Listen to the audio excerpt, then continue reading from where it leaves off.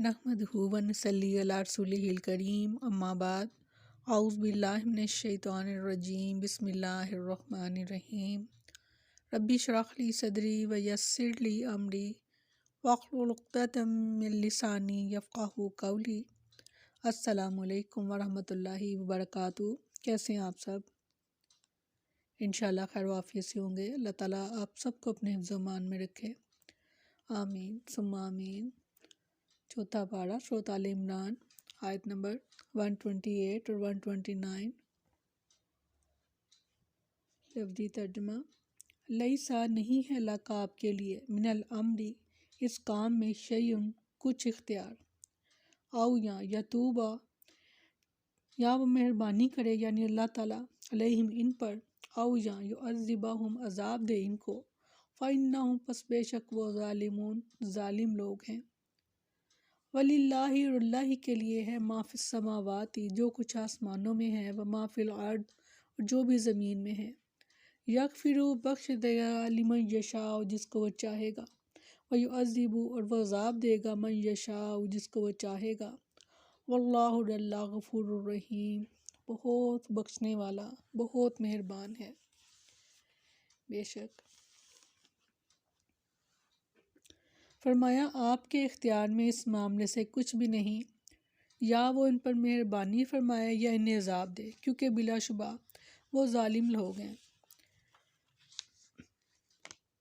اور اللہ ہی کے لیے ہے جو کچھ آسمانوں میں اور جو کچھ زمین میں ہے، وہ جسے چاہتا ہے بخش دیتا ہے اور جسے چاہتا ہے عذاب دیتا ہے۔ اللہ بے حد بخشنے والا نہایت رحم والا ہے۔ بے شک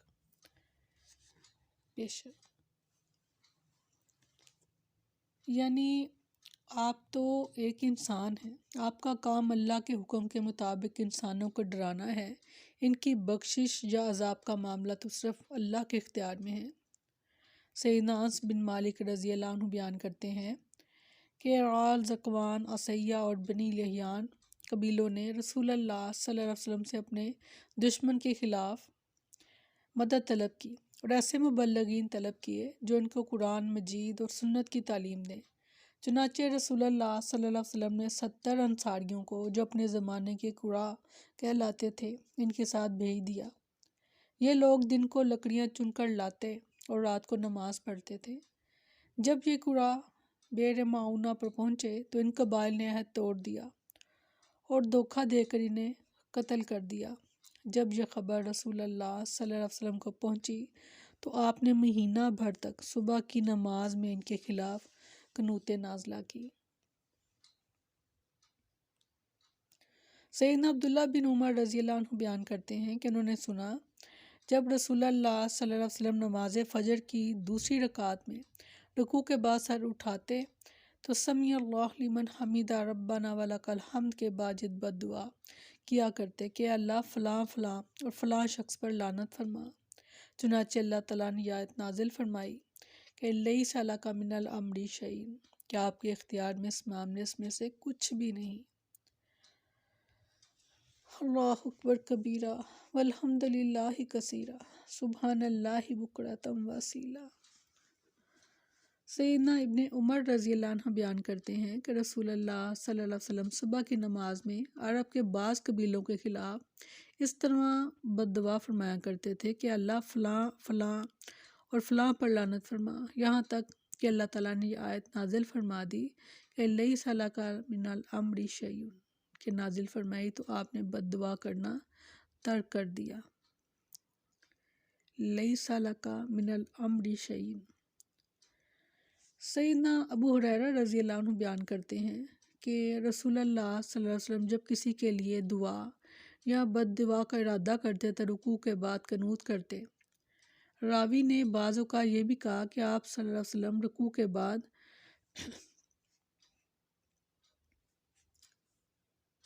اس طرح فرماتے کہ اللہ ولید ابن ولید، سلمہ بن ہشام، عیاش بن ابی ربیعہ اور کمزور مومنوں کو نجات عطا فرما۔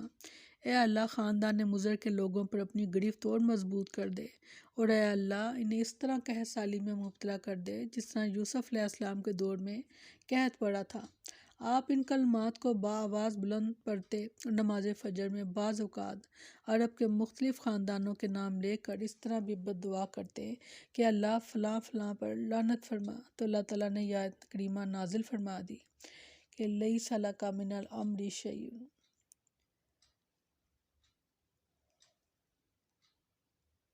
سیدنا انس بن مالک رضی اللہ عنہ بیان کرتے ہیں،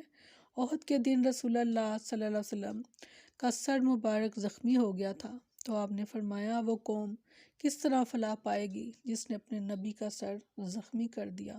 تو اس موقع پر یہ آیت نازل ہوئی کہ لیس لک من الامر شیء۔ سیدنا انس بن مالک رضی اللہ عنہ بیان کرتے ہیں کہ احد کے دن نبی کریم صلی اللہ علیہ وسلم کا دانت مبارک شہید ہو گیا اور آپ کی پیشانی پر زخم آیا، جس کی وجہ سے خون بہتا ہوا چہرے پر آ گیا، تو تب آپ نے فرمایا وہ قوم کس طرح فلاح پائے گی جس نے اپنے نبی کے ساتھ یہ سلوک کیا،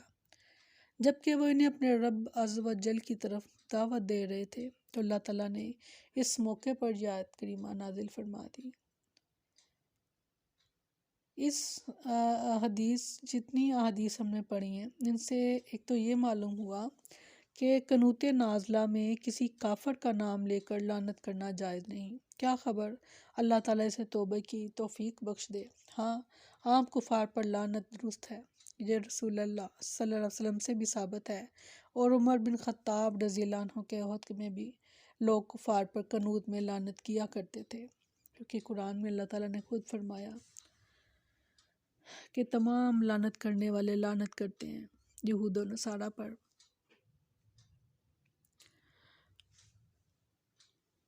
پھر فرمایا کہ آسمانوں اور زمین کی ہر چیز کا مالک اللہ ہے، وہ جسے چاہے گا معاف کر دے گا، جسے چاہے گا عذاب دے گا۔ کسی بندے کو چاہے وہ نبی اور مرسل ہو یا ولی مکرم، یہ اختیار حاصل نہیں کہ کسی کی قسمت کا فیصلہ کرے اور کسی کو جنت میں بھیج دے اور کسی کو جہنم میں۔ واللہ غفور الرحیم، اللہ تعالیٰ معاف کرنے کو بہت پسند کرتا ہے، اللہ کی رحمت بڑی وسیع ہے۔ سیدنا ابو ہریرہ رضی اللہ عنہ سے روایت ہے کہ رسول اللہ صلی اللہ علیہ وسلم نے فرمایا، جب اللہ تعالیٰ نے مخلوقات کا فیصلہ کیا تو ایک کتاب لکھی، وہ کتاب اس کے پاس عرش کے اوپر ہے، اس میں یہ بھی لکھا ہے کہ میری رحمت اور مہربانی میرے غضب سے آگے بڑھ گئی ہے۔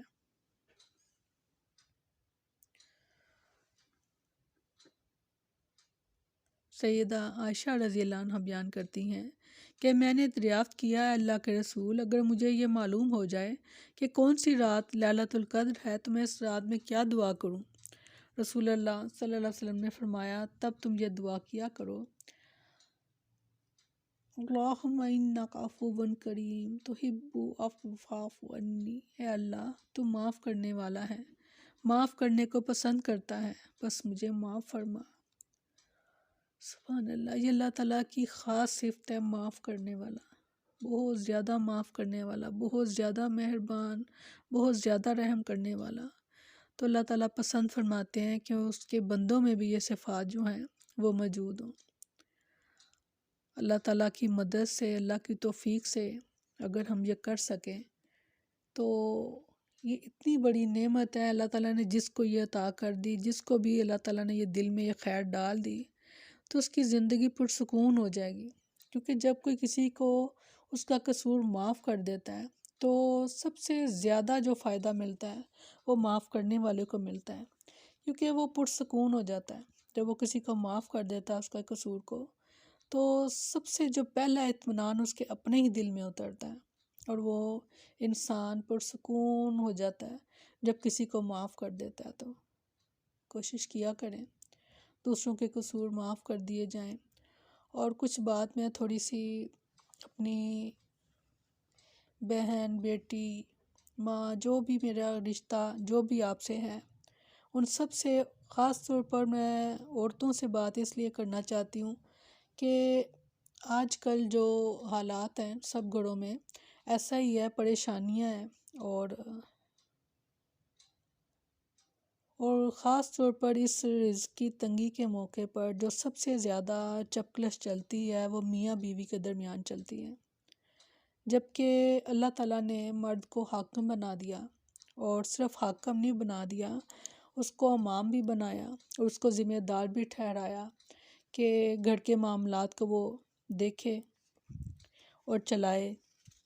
کیونکہ اللہ تعالیٰ نے طاقت عطا فرمائی مرد کو اور ایک درجہ زیادہ عورت سے دیا، اس لیے کہ وہ اپنا مال خرچ کرتا ہے اپنی گھر والوں پر۔ کسی بیٹی نے میرے ساتھ شیئر کیا تو میں آپ سے بھی شیئر کرنا چاہوں گی، اس لیے کہ شاید یہ بات کسی کے دل میں اتر جائے اور کسی کے گھر کے جو معاملات ہیں وہ درست ہو جائیں، کیونکہ یہ اس طرح کی جو باتیں ایک دوسرے سے ہم شیئر کرنے کا مقصد یہی ہوتا ہے کہ جو کسی پر بیتی ہے اگر کسی کو اس سے کوئی فائدہ ملا ہے تو وہ دوسروں کو بھی فائدہ مل جائے۔ انہوں نے بتایا کہ ان دنوں کچھ دنوں پہلے ان کے گھر میں کچھ معاملات اس طرح کے ہی چل رہے تھے جیسا میں ابھی آپ سے شیئر کر رہی تھی کہ کچھ حالات کی وجہ سے تنگی آ جاتی ہے اور بیوی شاید یہ سمجھتی ہے کہ جو میرے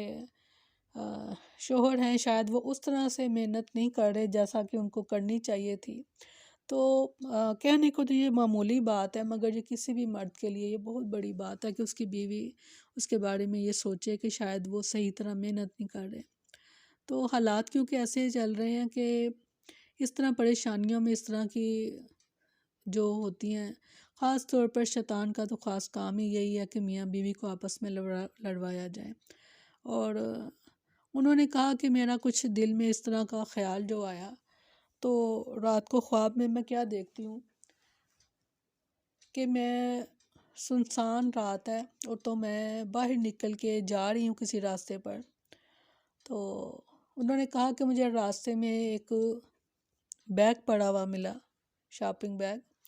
جس میں نے پکڑ کے تو دیکھا تو اس میں کچھ کھانا تھا، تو اس کھانے کو میں نے پکڑ کے دیکھا تو میرے دل میں یہ خیال آیا، کیونکہ کچھ حالات اس طرح کے چل رہے تھے تو خیال دل میں یہ آیا کہ یہ کھانا میں اپنے بچوں کے لیے لے جاتی ہوں۔ پھر کچھ آگے گئی، مزید تھوڑا سا آگے چلی، انہیں لگا کہ کچھ کھلونے جو تھے وہ بچے جیسے کھیلتے ہوئے چھوڑ کر کھلونے اٹھ جاتے ہیں وہاں سے، انہوں نے کہا کہ میں نے کچھ کھلونے پڑے ہوئے دیکھے تو میرے دل میں یہ خیال آیا کہ یہ کھلونے میں اپنے بچوں کے لیے لے جاتی ہوں۔